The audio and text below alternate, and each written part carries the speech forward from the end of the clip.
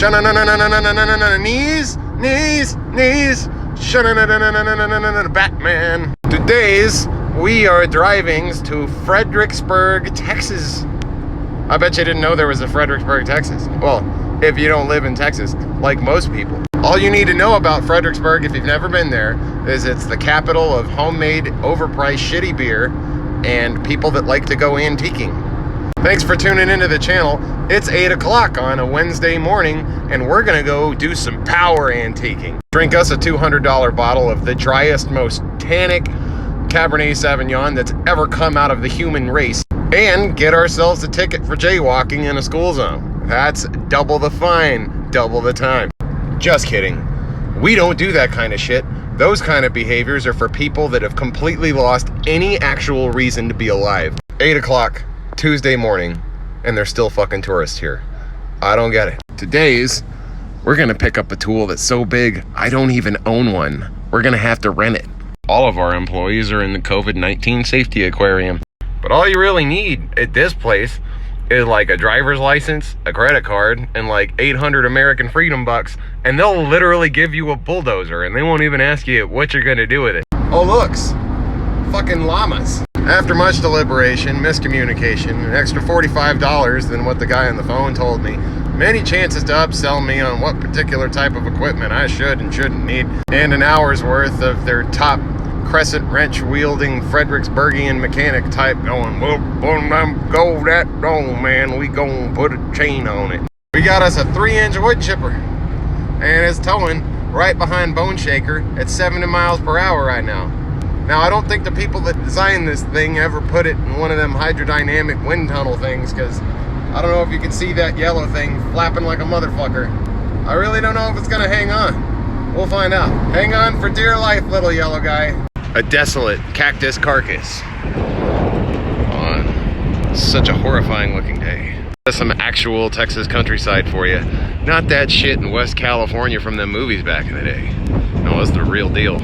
Oh, and from the safety thing, I think this is the end that you put the pedophiles in. 3 of those disposable mechanics plastics clips that every time you're working on your car and you pop one out, you snap it right in the fucking half, and the guys at the car shop buy them by the ton. It's powered by one of these guys. Now, where the fuck you seen one of these before? Yeah, nature calls. You gotta take a dump in a Texas truck stop. I never understood. If you're gonna go out of your way to vandalize something, make it legible. Like, what the fuck does that even mean? On the road again. Used a dirty truck stop bathroom commode again. Lick a toad again. Slap the bitches on the ass to blow my load again. Quick aside, and it is a long drive, got me a little wrench light there on the dashboard. Now what do you fucking think that means? Went ahead and scanned the car's computer with my handy dandy little beeper booper. Tells me that there's high fuel pressure in the fuel rail. Now what the fuck do you think that means? The brilliant engineers at Ford figured out that not only can they sell you a $60,000 truck, they can make even more money by designing it to break, so that you have to keep taking it back to the dealership and keep just dumping your money into their company.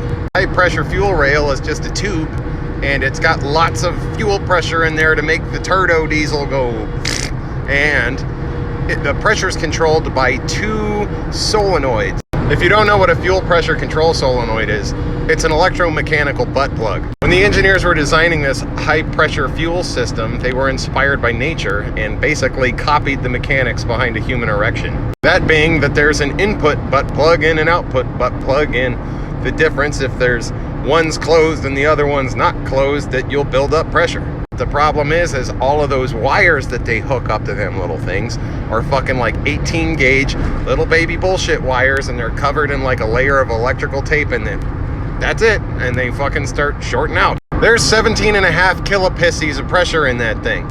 That's enough pressure to cut your damn leg off. So if that fuel rail explodes, it's gonna send hot pressurized diesel all over the engine bay, and it's going to ignite the magnesium radiator frames, and it will literally blow my truck up. That'll make for a shitty day for me, but damn, can you imagine the views I'd get on that one? Well, why don't I just go in there and fix the wire? Wrong. The engineers designed this car. If you ever fucking really need to fix anything, you have to pull the entire cab of the truck off and take the entire fucking thing apart just to fix one fucking wire so your truck doesn't explode. Oh yeah, it's $5,000 in labor. I'm already having fun making this video and I haven't even fucking done anything. And it'll be good for the editing process because I got me a 3-day ban on the book face. So just in case you didn't know, calling someone an uncultured swine for mispronouncing Doge is, yeah, they'll fucking kick your ass. Man, when I was a kid, Autobots were cool. Now the only Autobots I deal with are fucking things on the book face that fucking take all my shit completely out of context and tell me that I'm a fucking asshole. You can't stop the signal, Zuckerberg. People need to know what it's like to grow up and be a jackass for a living. Such a horrifying dystopian experiment of artificial intelligence trying to regulate social interactions of adult human fucking beings. You ain't gonna shut me up, you damn robots. You're gonna have to take me kicking and screaming.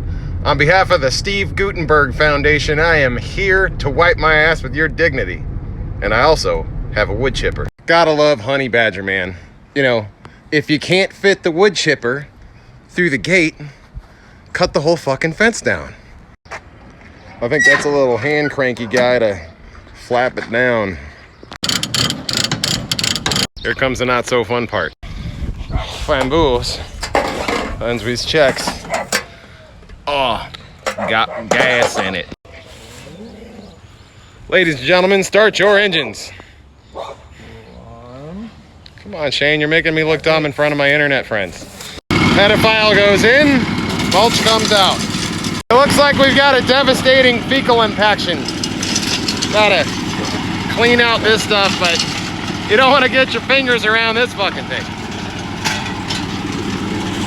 I mean, that business end is right in there. Oh man, that is some scary shits. No, Mr. Bond, I expect you to die. Oh. You get to see the 30 minutes. On my way, going to the next job.